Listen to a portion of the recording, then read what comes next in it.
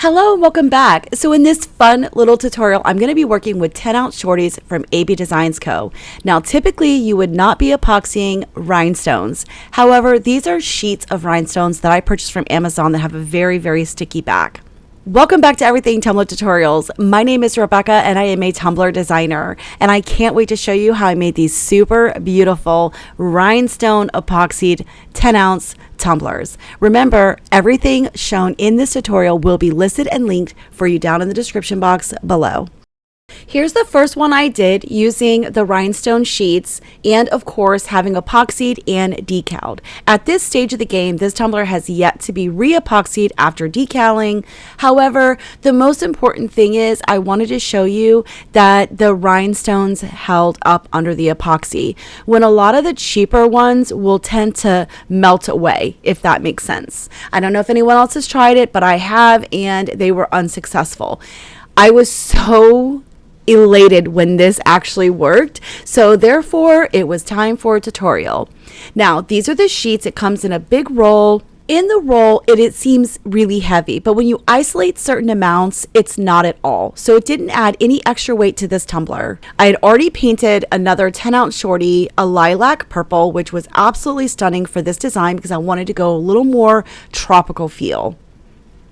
Also, if you guys notice when I show the two tumblers side by side, or even in the beginning and the outro of this video, you'll notice that the one I did not paint actually has a very gold tint, whereas this one has more of the silver rhinestoney effect.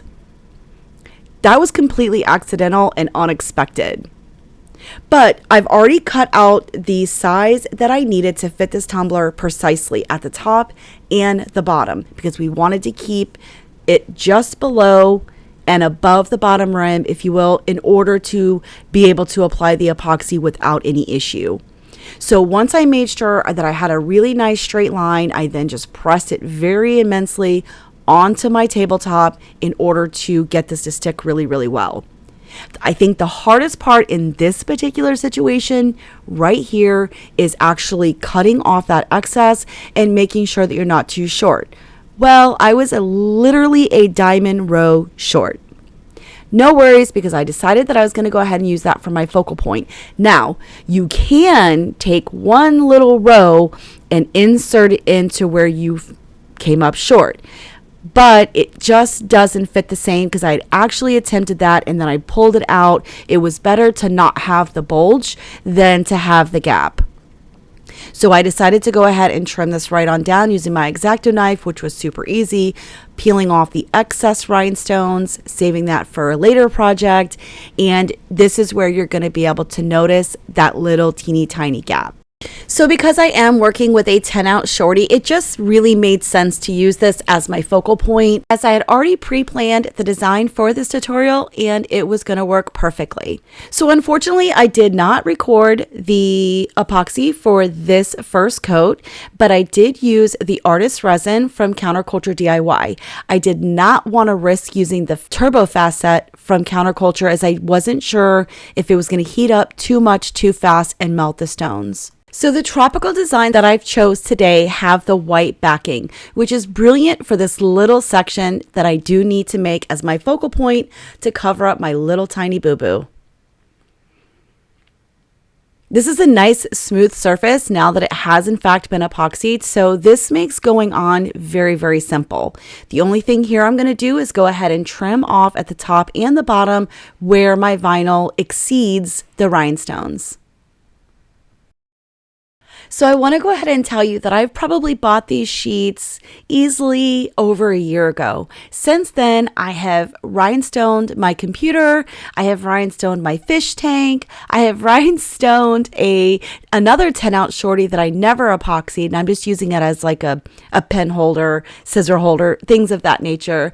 So I finally decided to go ahead and bite the bullet and see if this was going to just hold up under epoxy.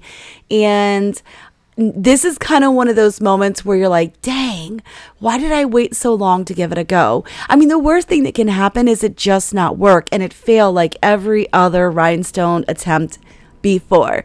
So my food for thought for you guys is, if you have an idea, run it. The worst thing that could possibly happen is it just doesn't work.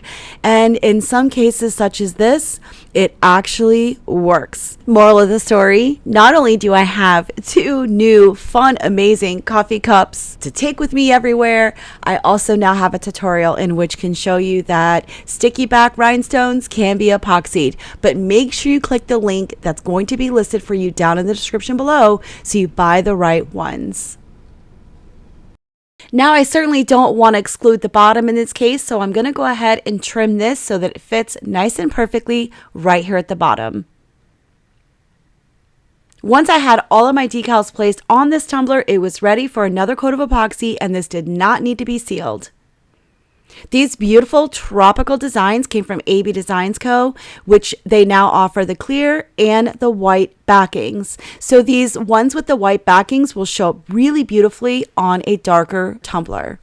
Using my weeding pen here, I'm just popping out any of the air pockets that might have occurred when applying this decal. I'm going to rub it down really, really well, and here we are, and she is ready for its final coat of epoxy. For this final coat of epoxy, I am going to be using the Artist Resin from Counterculture DIY.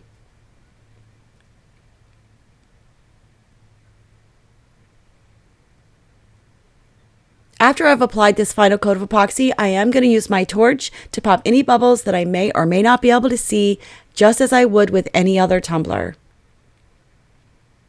We're going to allow this 6 to 8 hours to fully cure, and the times will vary depending on your temperature and your climate.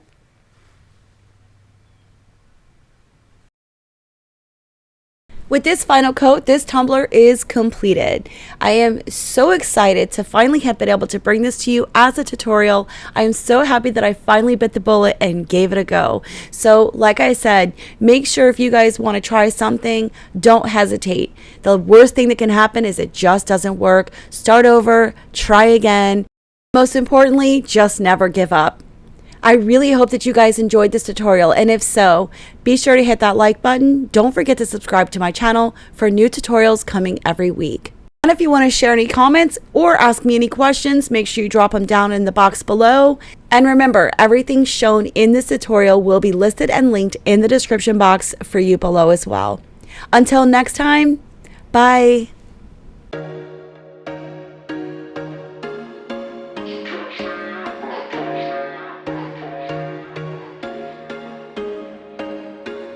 There was once a day that I would pray for you. I'd go and misbehave just so you'd notice too. Sneaking looks up and down from across the room.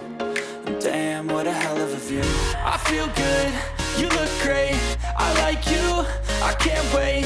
A first time, a first date, you're so fine, I'm so late. You sip wine, I drink straight.